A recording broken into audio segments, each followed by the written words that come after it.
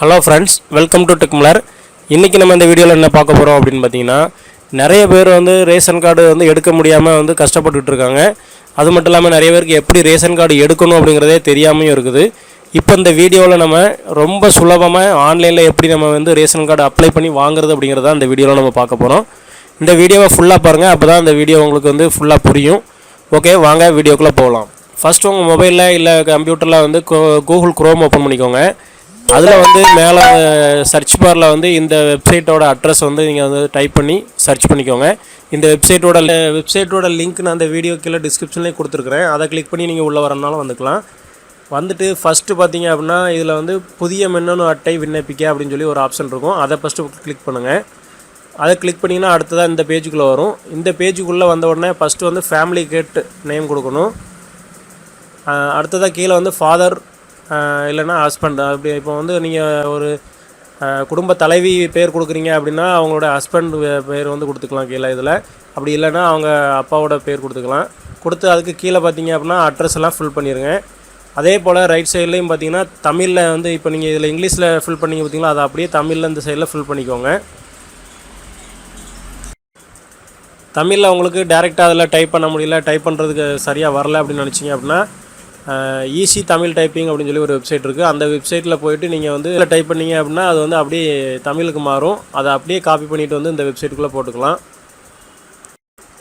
Okay, எல்லாம் fill பண்ணி முடிச்சதுக்கப்புறமா கீழே பார்த்தீங்க அப்படின்னா மாவட்டம் அப்படின்னு சொல்லி ஒரு ஆப்ஷன் இருக்கும். அதில் உங்களுடைய மாவட்டம் செலக்ட் பண்ணிக்கோங்க. அடுத்ததாக வட்டம் இருக்கும், அப்புறம் கிராமம் இருக்கும். இதெல்லாம் செலக்ட் பண்ணிக்கோங்க. பின்கோட் நம்பர் கொடுத்துக்கோங்க. அதுக்கடுத்ததாக மொபைல் நம்பர் கொடுத்துக்கோங்க. இப்போ நீங்கள் கொடுக்குற மொபைல் நம்பர் கரெக்டாக கொடுங்க. அப்போ தான் உங்களுக்கு அடுத்து நீங்கள் லாகின் பண்ணும்போது இந்த மொபைல் நம்பருக்கு ஓடிபி வரும்.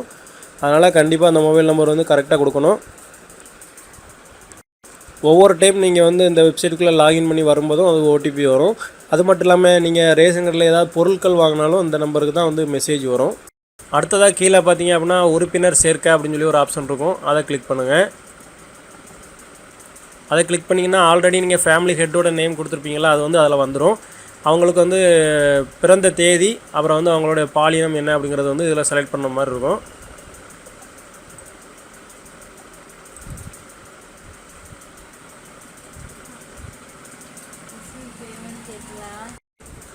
அடுத்ததாக கீழே தேசிய இனம் இருக்கும். அதில் இந்தியன் செலக்ட் பண்ணிக்கோங்க.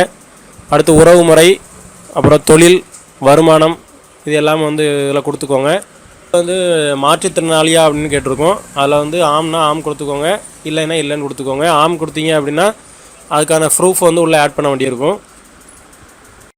அடுத்து கீழே மற்ற ஆவணங்கள்னு ஒரு ஆப்ஷன் இருக்கும். அதை கிளிக் பண்ணிக்கோங்க. அதை கிளிக் பண்ணிட்டு அதில் ஆதார் அட்டைன்னு இருக்கும். அதை செலக்ட் பண்ணிக்கோங்க.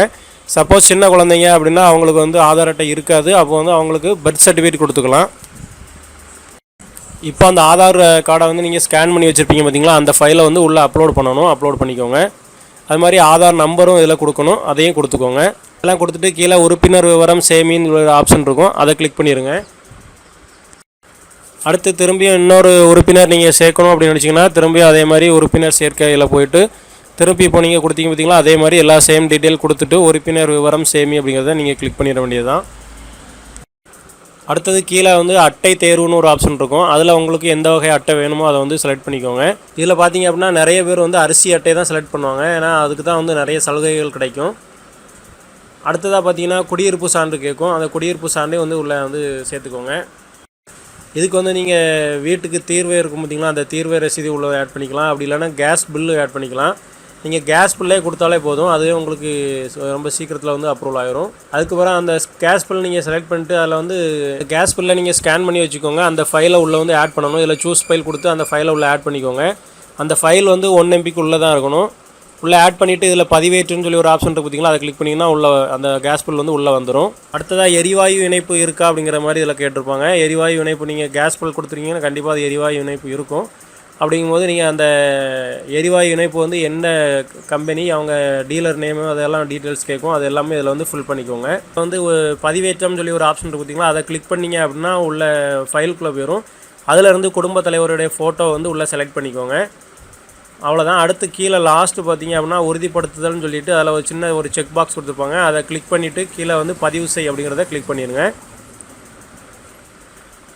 ஓகே, அவ்வளோதான். இப்போ வந்து நம்ம ரேஷன் கார்டு வந்து அப்ளை பண்ணியாச்சு. இப்போ இதில் வந்து குறிப்பு எண் சொல்லிட்டு ஒரு நம்பர் கொடுத்துருப்பாங்க. இந்த நம்பர் வச்சு தான் நீங்கள் வந்து உங்களுடைய அப்ளிகேஷன் என்ன ஸ்டேட்டஸில் இருக்குது அப்படிங்கிறத செக் பண்ண முடியும். இந்த நம்பரை வந்து நோட் பண்ணி வச்சுக்கோங்க. ஓகே, இப்போ வந்து நம்ம இந்த அப்ளிகேஷன் ஸ்டேட்டஸ் வந்து எப்படி செக் பண்ணுறது அப்படிங்கிறதையும் பார்த்துடலாம்.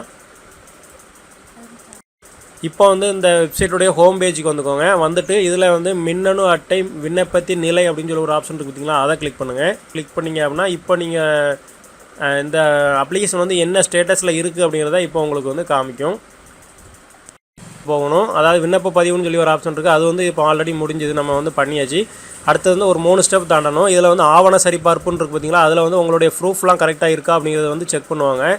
அடுத்து துறை சரிபார்ப்பு நிலைன்னு இருக்குது பார்த்தீங்களா, அதில் வந்து அவங்க வந்து உங்களை ஃபோன் மூலமாகவோ இல்லைன்னா வந்து நேரில் வந்தோ வந்து செக் பண்ணுவாங்க. அதுக்கு அடுத்ததாக தாலுகா அதிகாரி வந்து அவங்க வந்து ஒப்புதல் கொடுக்கணும். அவங்க வந்து ஒரு சிக்னேச்சர் பண்ணுவாங்க. அவங்க அதுக்கு சிக்னேச்சர் பண்ணிட்டாங்க அப்படின்னா உங்களுக்கு வந்து கார்டு வந்து அப்ரூவ் ஆயிரும். கார்டு அப்ரூவ் ஆகி பிரிண்டிங் ஆயிடுச்சு அப்படின்னா உங்களுடைய மொபைல் நம்பருக்கு வந்து ஒரு எஸ்எம்எஸ் வரும். ஓகே ஃப்ரெண்ட்ஸ், ரேஷன் கார்டு சம்மந்தப்பட்ட வேறு எந்த ஒரு டவுட் இருந்தாலும் நீங்கள் வந்து கமெண்டில் கேளுங்க.